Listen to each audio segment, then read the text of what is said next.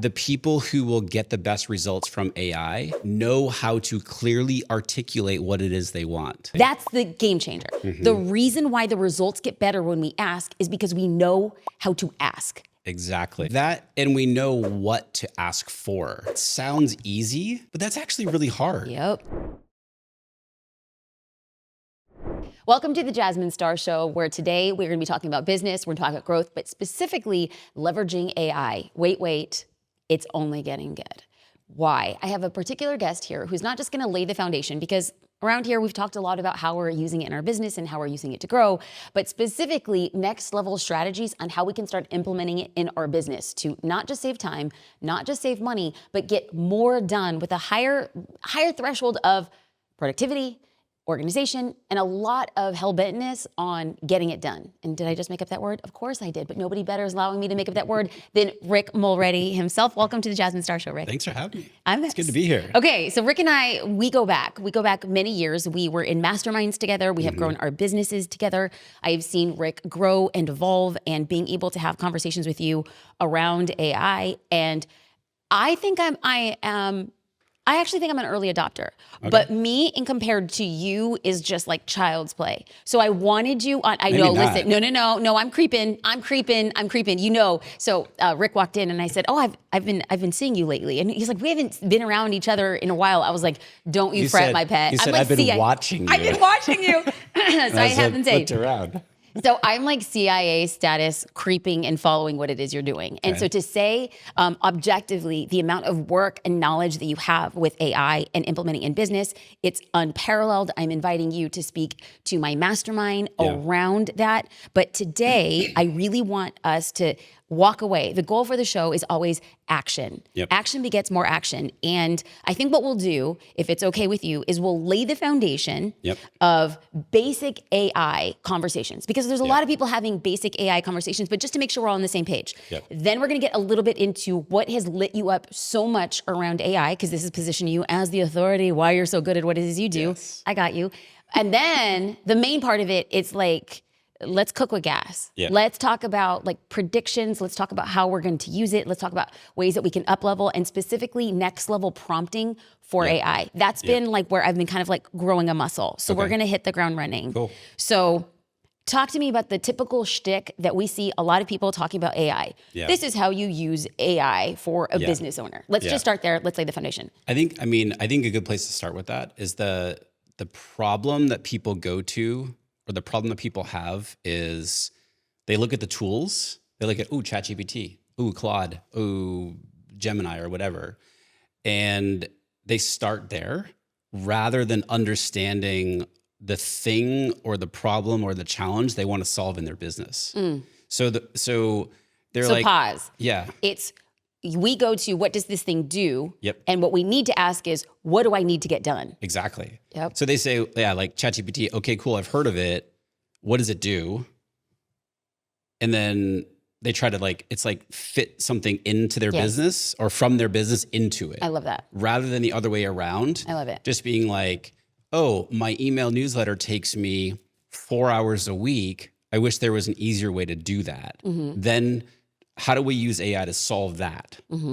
And it forces us to think in solutions, operational thinking, which most business owners don't want to do. But it's almost kind of come full circle, where it brings us back to like, oh, we have this task to do. What are the things that go into doing it? Okay, so we're gonna get super granular here, because for somebody who's literally on this journey, who said, I've tried Gemini, I've tried ChatGPT, it's just okay. Fine, we're not here to argue. We are here to make a case. And you can do whatever you want with the case. However, okay, so let's say operationally, there are things that people are doing. And so you say, go through and make a list of everything you're doing. And of the things that you are doing that feels like it takes a very long time, or it feels very heavy. Now, how many of those would you say we start off with? Are we starting off, we focus just on one? Focus on one. Okay. Because that's, it's the big reason why people, you talk about foundationally people are scared of AI for a variety of different reasons. The biggest one is that I don't even know where to start. I hear about all these tools and I don't even know which one to start with. And then, ChatGPT obviously is sort of the OG, and they're like, well, okay, cool. I don't know how to even use it, or I've tried using it and it doesn't work. Or I don't get the results that I want. And then I give up on it because I don't have time to learn it. Okay. So let's say we've listed all the things that we get done. Yep. And let's go back to the example of a newsletter. We know that communicating with our audience is important. Yep. And so traditionally what I have seen is somebody will go to ChatGPT. We'll use ChatGPT just as a general benchmark, the godfather of AI, right? Yep. They go in and they're like, I need to write a newsletter about marketing. Yep.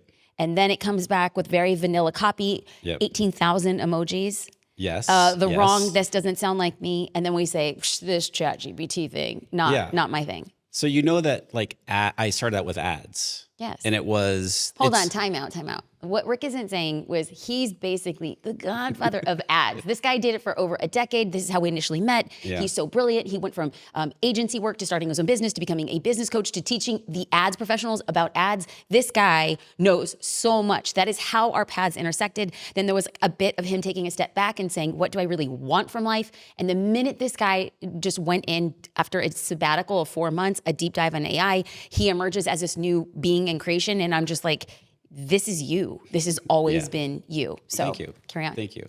I still remember, by the way, sitting in a hotel room and you being like, what's a webinar? Wow. Just wanted to throw that out nice things there. about you. I and know. he's just I like, know. do you But remember I how say pathetic that- you were in San I say that Francisco from in the perspective 2015? of like, look how far. Amen. Like, where are you? Thank Like, you. look at that. No, I love that. I love that. Yeah, I don't remember what we were talking about, but going back to We were talking about the how OG AI doesn't really work, and I've tried it. Oh, I was making with ads. So people used to say, oh, I tried, like my ads don't work. And I would say, well, how long did they run for? Like, how much effort did you put into it? And they're like, well, I ran it for 2 days and it doesn't work. This is sort of the same thing. It's like, you have to be willing to put the effort in to test and to play around with it. The cool thing is that it's free. You can do it for free. Yes. And it's very easy to mess around with, meaning like I can open up ChatGPT and I can just start talking to it. Literally, you can use the advanced voice mode, which is just basically just talking to ChatGPT on your phone. And it's your therapist. It's your coach. I had a crappy day today, and it will just talk to you. So that's a really important thing that I want to make sure that people get is like, you need to be willing to get in and start using it. Okay, but let's still, before we get into that, to me, that's like mid-tier conversation. Let's go back to the basics and get us still off the ground. Somebody is here and says, okay, I want to learn how to make it a part of my workflow so that the 4-hour newsletter turns into a 20-minute So endeavor. we take that newsletter and we say, so can I use my newsletter as an example? Great. So it has 4 sections. So it has a news section at the top. So like I filter out the AI news for online businesses because there's, I don't care about stories about, I do, robots making coffee, AI robots, but not for an online business. So there's a filtering process of that. So that is one section. And then that section has steps in order to get there. Meaning, okay, this is what the newsletter section is. This is how I get the news. These are the steps to do that. So you just write them all out. It's like a mini SOP for that section. Okay, pause. Hold on. So what Rick is doing right now is outlining the overall framework of his newsletter. Yep. Newsletter is broken into 4 sections. He's only talking about section number 1. He showed an example in section 1. He begins sharing stories about AI. But in order for him to share the stories about AI, he himself is using AI to organize that section. What he is just describing right now is the organization of section number 1. Yeah. Okay. Absolutely. And how are you organizing that? How are you putting it into AI to organize that for you? Well, with that specific section, I've developed a prompt that will, this gets next. Let's keep it basic now because then we can come back to this for the advanced conversation. We'll leave that section alone. Great. And then we'll go to the next section. So I have what I call AI insights. So it's just a little paragraph. It's 300-400 words that is about something I'm thinking about or something that maybe has happened in the past week or 2 weeks, and I give my thoughts on it. Great. So it's okay, I need to figure out what am I talking about. So topic, and then do I need to do any kind of research on it? That's another step. Or it's, okay, outline, write. So we'll call it 4 steps. So I simply do that for each of the sections of the newsletter. So going back to the AI, then the other one was actually probably better to talk about. The main section is the AI use case of the week. So I take a common online business challenge, putting together a newsletter, and I break it down step by step. So it's basically this conversation here in the newsletter every week. And so it's, okay, what is the use case going to be? What are the steps that are going to go into doing it? And then writing it out. So AI can help with all that, with coming up with the idea of the use case. I can have it outline what that use case is going to be.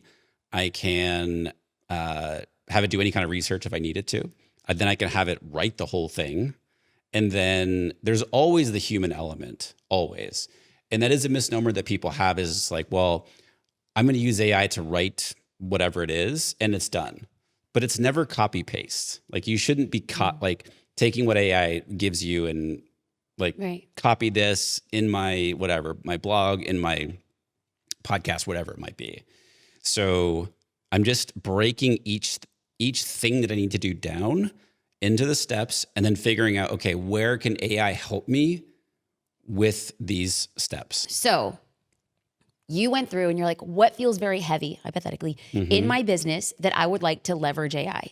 We've identified, for this example, it will be writing a newsletter. Yep. Your newsletter, which you can find at rickmulready.com, you absolutely want to be getting these updates for somebody like me who cares deeply about AI, who is using AI, but does not have the opportunity to stay with my pulse on the ground. Getting this newsletter is so helpful because I can skim and I know where I want to go. But the use cases are so phenomenal. If you've ever said, I don't know how to think in these terms, just subscribe to the newsletter and use the case studies alone. They're powerful. So he went through and said, I have sections of my newsletter. He uses AI to aggregate news and data. He uses AI to have what type of things should I be talking about, insights based on my perspective. And then he uses AI as a thought writing partner to help break it down and outline. Then he has a different section for use cases of AI and is using AI to ask it questions so that it pertains not to the world using AI, but to business owners using AI. So here is a person who is asking everybody here to do the same thing in your business. First, outline, what do I need help with? Secondly, what tools would help me get the thing I want? Third, how do I build this into a system so that when you go back to your ads days and you were sending newsletters, how long was that newsletter taking you? And now that you've really systematized your weekly newsletters, what are we looking at right now, apples to apples? Well, I can go from where I was with this current newsletter, which was literally 5 hours a week. That's how long it was taking me. To, I mean, we do it now in 45 minutes, 30 minutes. Yeah. And we know that the more you do it with the new tools that are coming out, it'll get faster. Yep, absolutely. Yeah. Okay. Yep. So that's the framework, the basic framework. If you've ever heard an AI podcast, that's basically what people are saying. Yep. They're applying this to newsletters. They're applying this to podcast episodes. They are applying this to social media. They are applying this to building out SOPs, standard operating procedures. This is most of the conversation that I love. Yep. It's been so helpful. Yep. So before we get into the next level, let's just brainstorm. And for people who are not completely intimidated, I want to pull you in a little bit more. So Rick, how did you get started with AI? And then what has been your learning curve? And how have you really positioned yourself as a leading authority in the field where it seems pretty saturated for people who want to be breakouts? Yeah. How did I start? Well, you mentioned before I went through I did a 4-month sabbatical in 2013. And I just burned out. Wait, 2013? Wasn't it 2013? 2013 that you went on the 4-month sabbatical? Yeah. When was? Yeah. Wait, I'm sorry. I thought about the sabbatical after you sold your podcast. So I went on the sabbatical and sold the podcast in September of that year, of 2023. So I was sabbatical. You said 2023. You just said 2013. Oh, I did? Yes. 2023. Brother, I was like, wait, how many sabbaticals have you done, dude? Okay. I think I needed more. We all do. And as a side note, the fact that just as a fellow compatriot and as a fellow entrepreneur, the fact that you took 4 months off, that you'd set your business up, that you set your family up, that you said 4 months is the thing that I'm going to do, it is such a gift. And it's also so empowering to see that you built a business in that way. I don't take that. I mean, I know that it was a privilege to be able to do that. I don't take that lightly, for sure. That's amazing. And I originally said, okay, I'm gonna take 3 months off. And I had people who were in my audience at the time who were like burnout special, like that's what they do. They write and all, like, and they were like, it's not long enough. And I was like, oh, I'm going to start here. And I knew, like, I remember getting the last week of the 90 days and I was like, I need at least another month. So this is 2023. 2023. And yeah. you start at that time, is there that crossover where AI starts just kind of calling you? Yes. Yeah. Because everyone right now is, coming out with like, they think it is a big deal, but they think it's like this new thing where they're coming out with coaching chatbot versions of themselves. Well, that's what I spent my 4-month sabbatical on, building my own. So I was working with a company and I still have it. It's Pick Rick's Brain, coaching AI, because everyone's always like, can I pick your brain? So this was brand new, right? Like, ChatGPT had just come out in the end of the previous year, and I got approached about like, hey, there's this, why don't you take all your previous 10 years and create like this brain of all this knowledge? And so it's much easier now, but I had 4 full-time VAs. We did it for 5 months, working full-time, aggregating all this information. And at that point, I could see the opportunity with it. And people were like, oh, this is going to be a great lead magnet. And I was like, I'm not giving this away. This is like my 10 years of knowledge. And for that specific company, I was like, no, I'm going to use this. I'm going to do this, create a membership out of this. And they're like, you're going to sell this? And I was like, yeah, absolutely. So it was at that point I started to see the opportunity with it. And because I remember, excuse me, very specifically, January of 2023, ChatGPT had just come out. I mean, quote unquote, just came out this like the previous month. And I had people in my mastermind at the time, like that were using it, and they were started talking about it a lot. And I remember telling them, I said, don't be distracted by the shiny object. I remember at the time. And I mean, obviously now I look back and I was like, good for you guys, because you were ahead of the time at that point. So anyway, it was kind of all right, I need to take a break, but I knew I could already see on the other side of that sabbatical what was coming. So I had been in discussions to potentially sell the business, was going to sell the business. That fell through. And then I ended up selling the podcast. And it was it was a smart move at that point. People were like, what are you doing? Like, you have 700 episodes or whatever. And like, so anyway, when I came back from the sabbatical and sold the podcast, that transition lasted until about the end of the year. So 2024 hit and I was like, boom, let's go.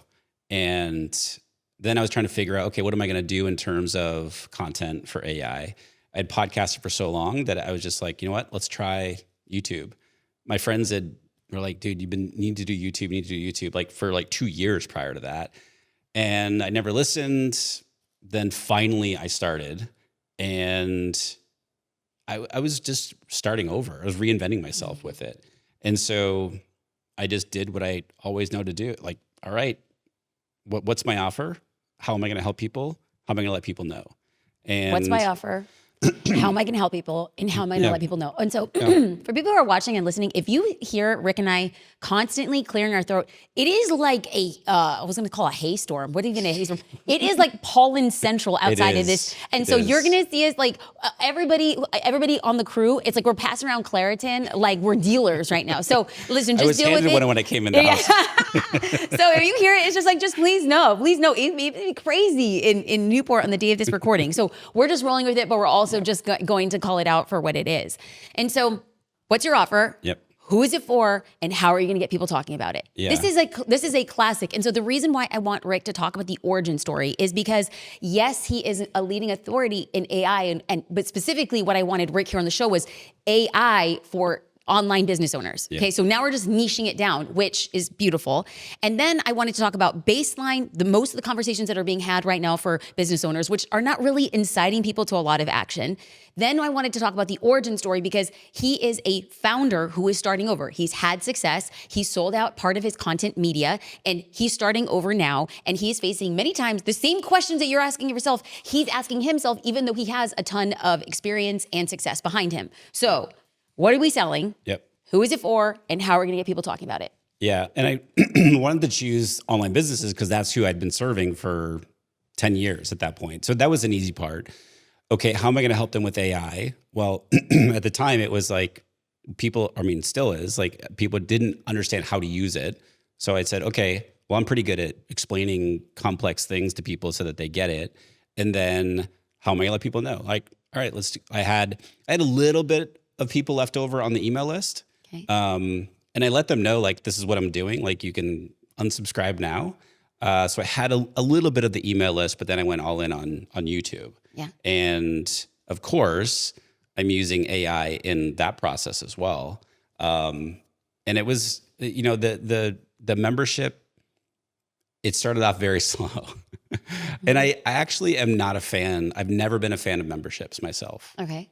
Because it's constant work. Okay. You know, but I knew that if I was going to be teaching AI and talking about AI, a course does not like it changes tomorrow. Yes. So it has to be a membership. And then people are like, why aren't you doing, you know, a high level offer with it? Because that's what you've done in the past. And it's like, I don't want to do that right now. Good. Like I've done that for years and I want different. Good. And so I have one offer. I have the membership. That's it. And it's great. And okay. YouTube So and a couple things. Couple things. For people who just want to start dipping their toes and seeing how they can start applying AI to their online business, rickmulready.com, free newsletters. There's also a lot of other freebies there that you can get in, and specifically prompting. We're going to get into that in a second. And then if you go to jasminestar.com/Rick, you can check out his membership for 7 days free. And so definitely check that out. If you know that what you want is constant education strategy on the inside of a community, very proud member of it. And our team has been watching it. So prior to you getting on the podcast, hand to heaven, prior to getting on the podcast, one of our team members, Katie, we actually did a podcast around AI. And she's like, Rick's membership looks like creme de la creme. And she's like, when you meet him, can you tell him? Can you just, and I was like, Katie, yes, I got to play it cool. She's like, no, I've been checking out memberships. His looks like the best. And I was like, okay, Katie, okay. So just being able to sit here and see the entire inception and then the reasoning behind the membership and then seeing how much value is derived in there because AI is changing so fast. My concern, Rick, is that the episode I recorded with Katie and this very episode, this will come out in a few weeks. Yeah. Not months, in a few weeks. And I actually think that the stuff we're going to talk about is going to be old by then. Yeah. That's how fast it's changing. Yeah. And so when you're in this membership, what are the common pressure points? Because in my mind, which is where I want to take the conversation, is next level strategies. Yep. The people who are going to be in this membership are people who are serious about it. You're not paying this every month just to kind of be a casual watcher. Right. We want to start implementing now. Yep. And so what are you seeing as the common kind of pulse on these higher level AI business users? I mean, it's a very natural progression that I see. They come in, the people that are just beginning, it's overwhelm. I don't know where to start. I don't know even what's possible. Mm-hmm. Then they learn what's possible and then they start getting into it and they're like, holy cow, this is a lot of fun. Meaning like, I can make this easier. I can cut 10 hours off my work week, like within a very short time. Yes. Then it becomes organization. Like, how do I organize all of it? How do I organize my prompts? How do I organize my tech stack? How do I keep track of all this stuff? And what's been your solution for that? So we have a Notion database that has a prompt library. I have a library of roles, like when you're putting it into a prompt.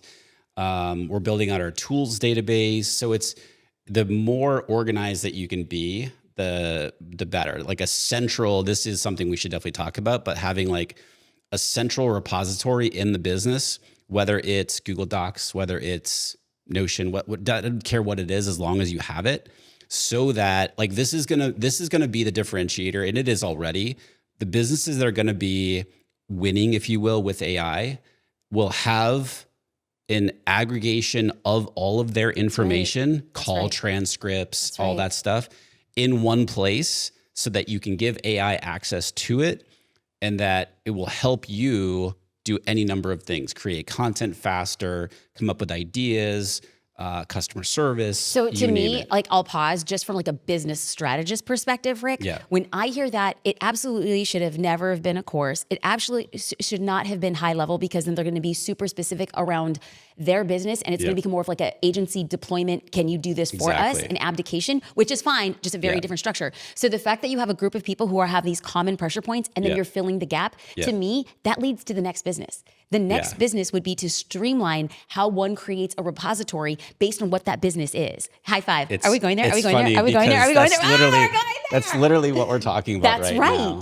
And you only get that on the back of quick feedback and on the back of where people commonly get stuck. And then once there is a churn, not that anybody would ever want to leave the AI playbook community ever, but if there is a churn, we understand that the hurdle became too high and the cost of using it. So we're like, okay, how do we then fulfill as an added benefit and as having that person pay that? So right now, I will say on our team, with how much we're leveraging it, we have disparate sections, and we need to understand, how do we aggregate all of this so that it becomes the repository that you're talking about? This is sort of the next, you talk about like the different levels. Like this is, and I don't know if you noticed, like I perked up a little bit with this conversation, because like this is where it's at.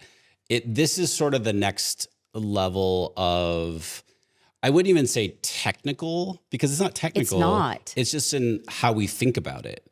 And that's where I did this video on the YouTube channel, and it is all the tech bros comment the hate. And they're like, oh, this is clickbait, all this other stuff. Bring it on. And the video is the end of prompt engineering. And okay, hold on. We'll link to it in the show notes. This is a note for the editors and our copy crew. The end of prompt engineering. Prompt engineering. We'll find it on Rick's YouTube. Okay. So they're like, what you're doing is prompt engineering in this, and maybe so. And yes, I want to get eyeballs on it. But the point of that whole thing is that the people who are going to be successful with AI have to change how they think about it. Pause.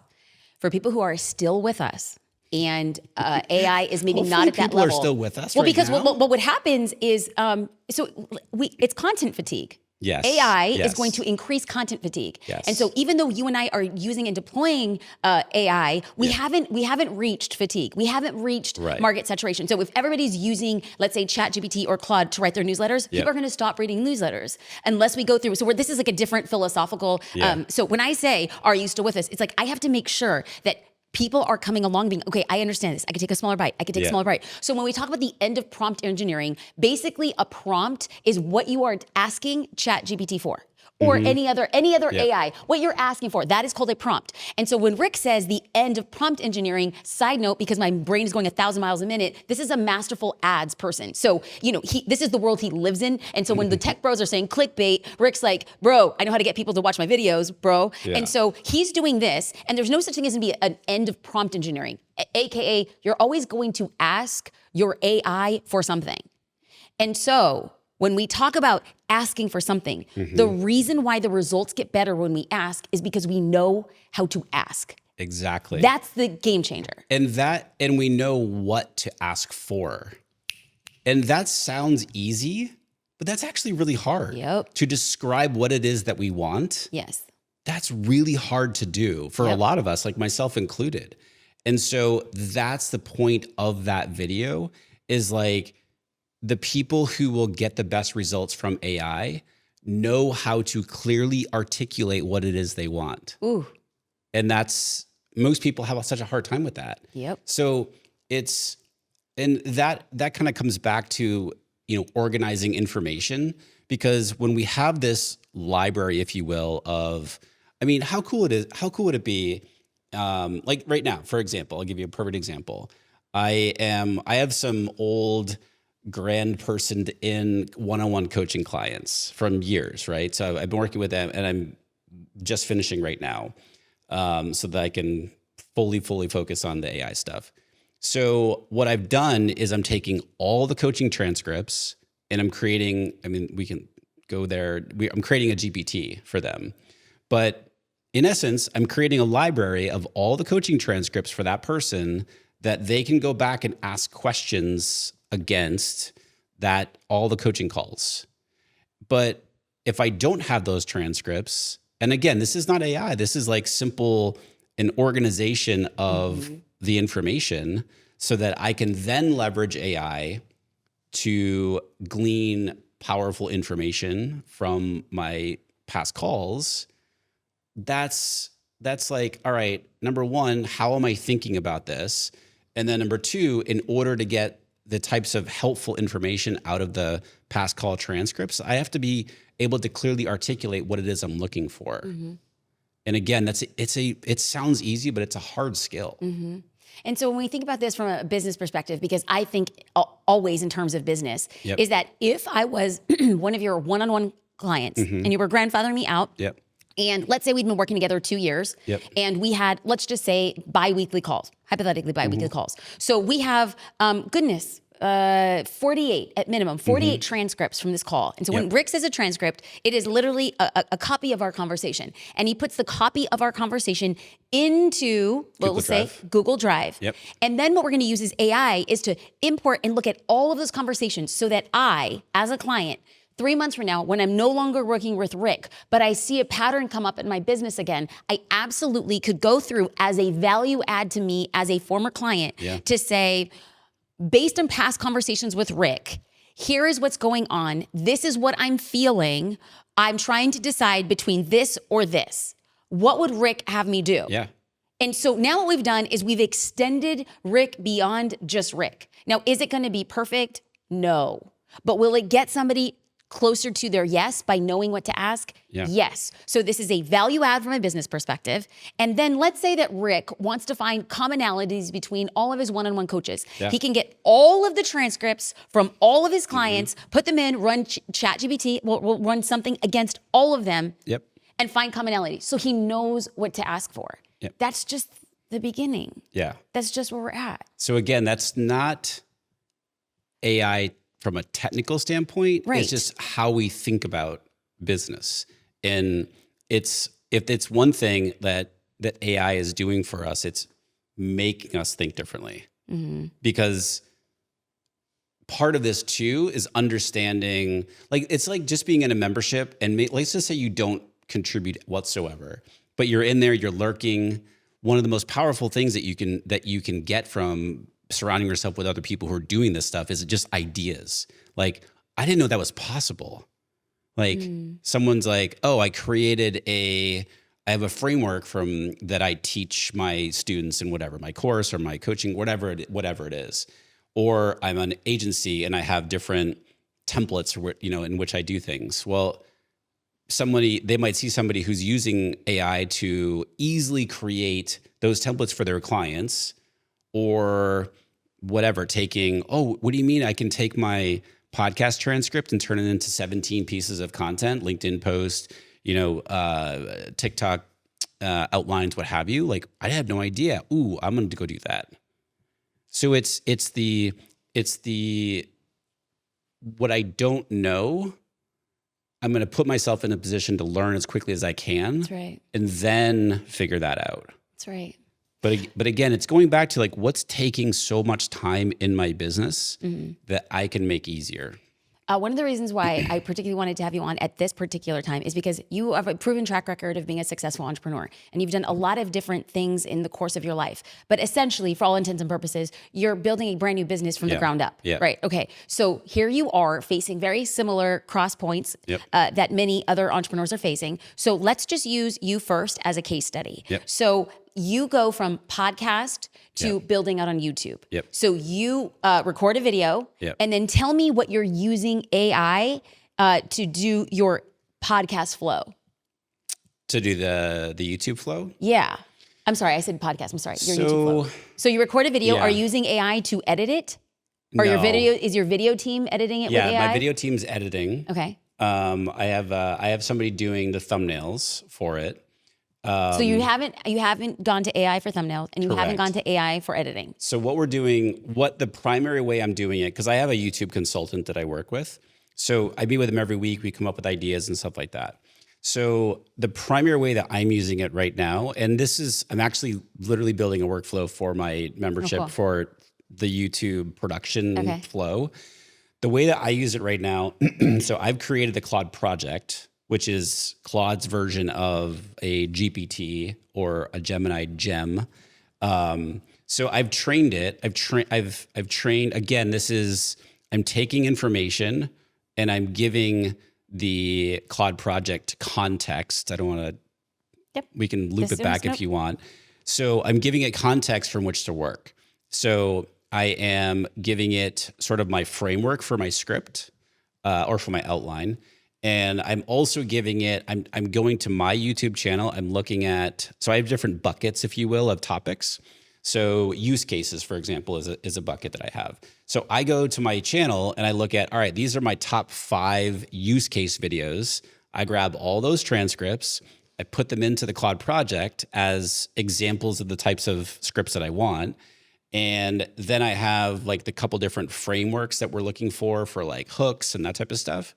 And then I've written specific instructions, prompt for it to follow. So now all I have to go in and do is, if I've done research on a video and I just have a bunch of notes, random notes, I just stick my notes in there and I say, okay, here are my notes. This is the title of the video I'm thinking about. Go.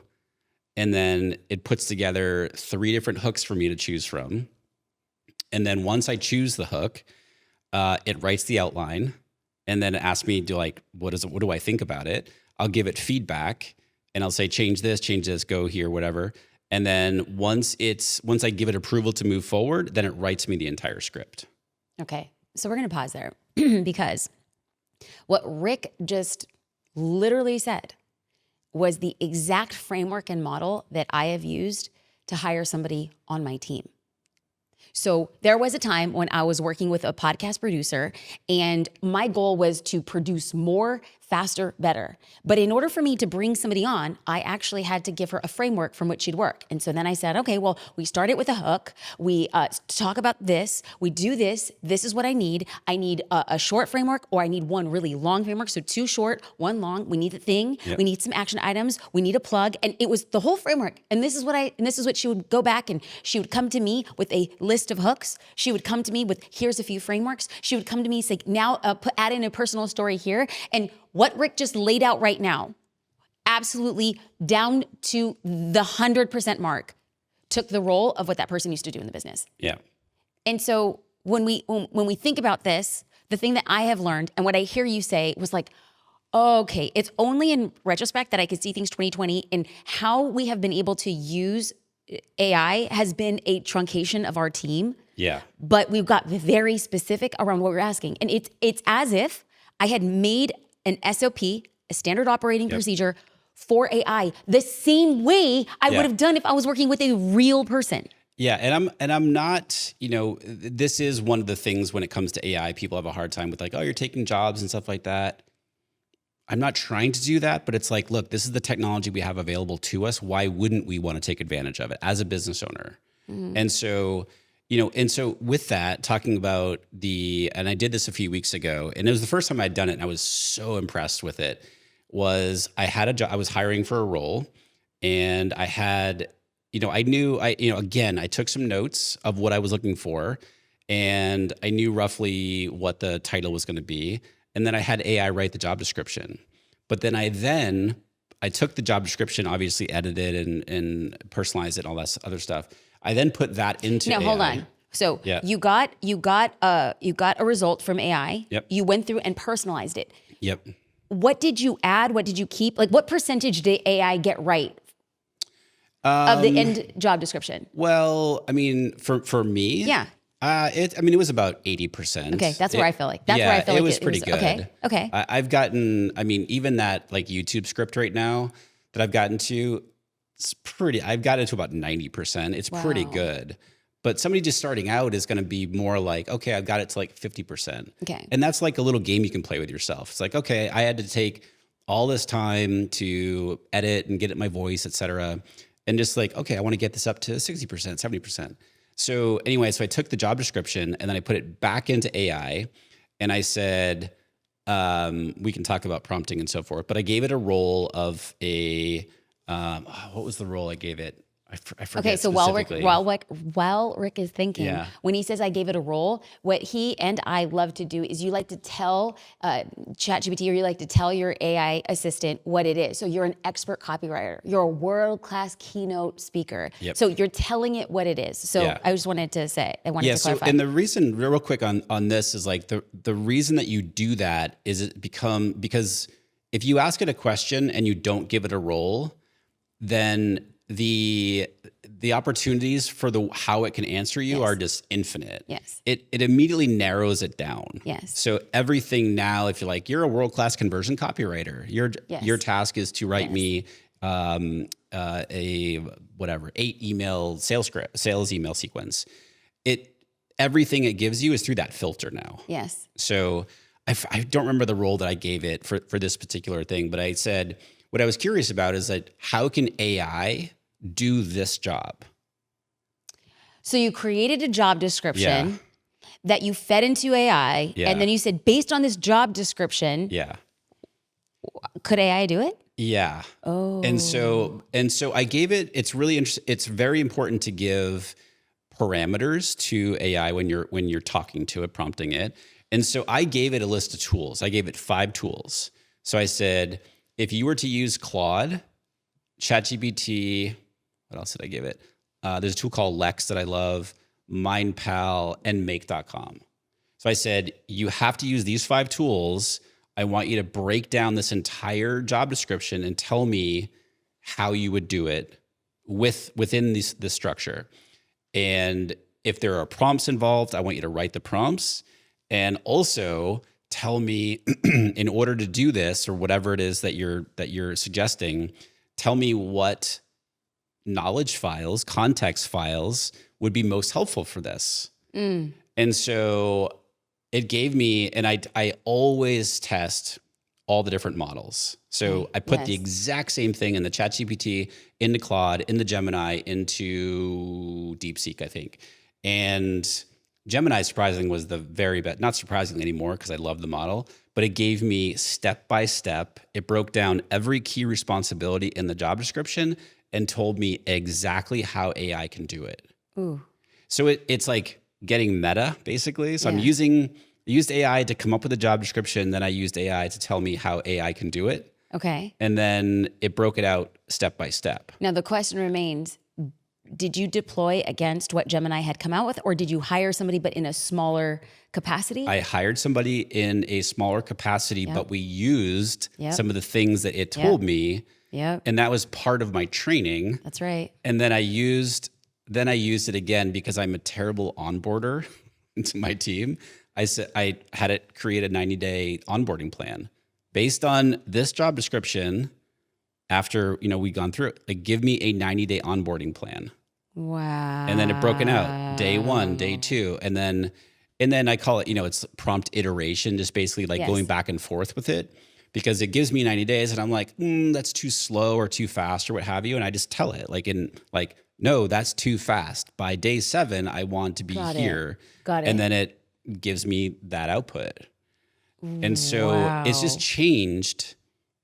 Just think how fast you could hire somebody now for, if you're getting 300 resumes, like how quickly you could use AI to process all those, to filter through, to come up with like 5 finalists or what have you, to come up with a project idea, all this other stuff. And so again, none of that is like earth shattering, but it's how you think about it. Dang. Of like, all right, well, this is what I need to do again. So it's like, all right, I need to hire somebody. What do I want them to do? That's step 1. Like, I need to figure that out. Then write the job description. Then, then do this, then do this. Rick, So this is unicorn land. Okay. Yeah. In our last few minutes together, yeah.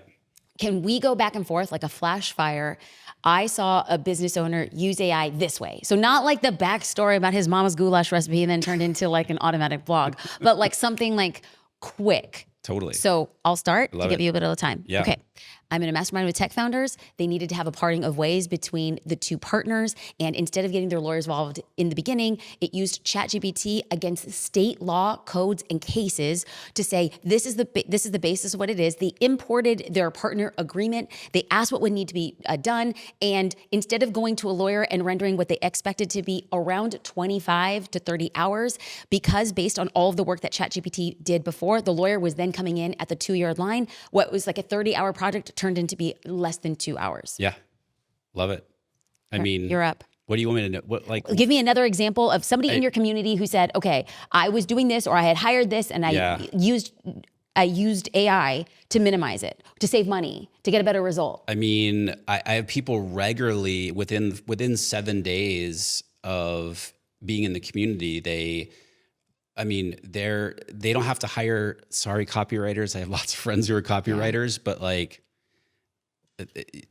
I saved $20,000 by not having to hire a copywriter for my next launch, where I got AI to write all of my welcome emails. I got it to write my entire webinar slides. I had AI create the webinar slides. I had it write my sales page. I had it write my follow-up sales emails. Rick, are we so old that we're going to tell people there was once a day I had to make my own slides?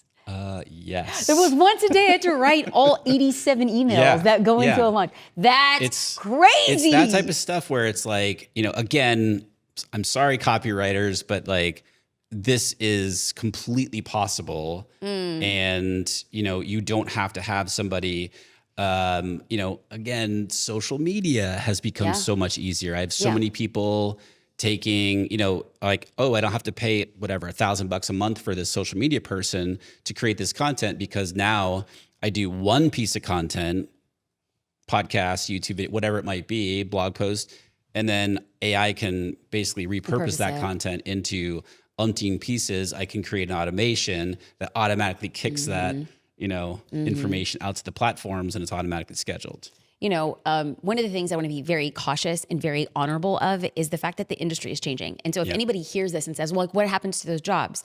Well, when tractors came along, farm hands became less prevalent. And so we understand that technology will always change, but it doesn't mean that it's going to displace somebody in perpetuity. What I will say that on the inside of the business, just as an example from the podcast itself, it was the content creation and it was project management.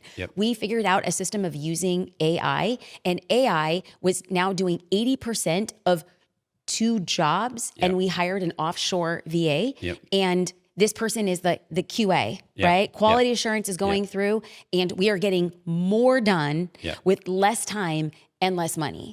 And so I just really want to have everybody take a step back and say, it is new and it might feel a little uncertain, but there are amazing places. And it does absolutely sound like I'm a big fan of the AI playbook. I am a big fan of Rick's community. I don't bring people on to talk about things that I am not a user or a consumer of. Rick and I go way back. And one of the things that I found particularly interesting is that we talk about these things and people are like, wow, yeah, of course, that's what I want to do. But then when you actually go back on the back end of, wait, what's Zapier? How do I connect all the pieces behind the scenes? And that takes time. It takes energy. For free, definitely check out Rick's YouTube channel. But if you really want to go deep and get into the how do I start organizing? How do I, as a solo entrepreneur or just myself and like 2 VAs, how do we act like a team of 10? It's possible. I've seen it. Our team has gotten smaller and then we've gotten mightier. So we're tinier but mightier on the back of AI. And that's my big push. That's my real big push to getting entrepreneurs to use it. It also opens up, I think what gets lost in a lot of the talk around like replacing roles, it also opens up huge opportunities for the people who embrace it. Absolutely. What I mean by that is like, it's, going back to the ads example before, I used to tell people, just learn enough ads to be dangerous. Learn it first. And then if you want to go hire an ads manager, go do that. But it's the same thing with AI in terms of like, you've got to learn it. Yes. At least the essentials, the basics. I agree. Because you can literally learn enough and then be like, oh, I have this problem in my business that I can't figure out how to solve. I wonder if I can create my own app to do that. Yes, you can, and have it fully functional in like 2 days for nothing. I think this is a full circle moment for me because when we first met, you were very much in the ad space. You were the go-to authority. And that's the very advice you gave me. I was very intimidated with ads. It was a heck of a lot more complex then than it is now. And you said, learn enough just to be dangerous. And I follow that advice to a T. I know enough now to be dangerous, but I still hire an agency to work with it. And that's the advice that I'm going to pass on now that I've received yet again. Learn enough to be dangerous, know exactly what it is you want to ask for, and then we'll figure it out the rest of the way, and or join communities who help us do that very thing. Rick, we're going to send people to rickmulready.com to get the weekly newsletter that is, now you know the making of the sausage. Now you know what to expect and how he streamlined it. 5 hours worth of content now down in 45 minutes. It's a beast. But like myself, I go through, I love the case studies. I learn by example. I wanted this podcast to be like, let's get some examples. Let's break our frame of reality to get people into action. And then also jasminestar.com/Rick. You can get 7 days in the free community. I will see you on the inside there. Rick, beyond that, give a shout out to your YouTube channel. Yeah, it's just Rick Mulready. Great. On YouTube. Great. Yeah, it's a lot of fun. It's a completely different skill set than I was used to. Yeah, and that was a whole other thing. You know, like if I can just leave one thing is we talked about it earlier is spend 20 minutes, 30, whatever you have each day. Great. Just play around with it. That's great. If you're like, I don't know how to prompt, just talk to it. That's great. And I mean, talk about advanced conversation, but like as these models progress and get much smarter and like deeper thinking, it's actually the simpler prompting, if you will, meaning like just talk to it. It's almost like the less information that you're giving it, yet concise, it understands better and faster. So again, just get in there and start talking to it and you'll learn. And the other thing too is if you don't know how to do something, ask it. So it's that I always bring up the corny line in Jerry Maguire's like, help me help you. Yes. It's like, ask AI to help you help it. That's right. Meaning like, I want you to analyze this P&L spreadsheet, but I don't know how to ask you. Like, how should I prompt you to do that?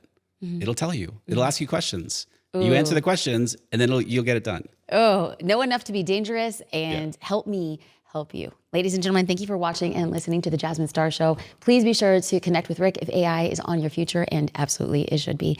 Thank you again. Thank you, Rick. Thanks.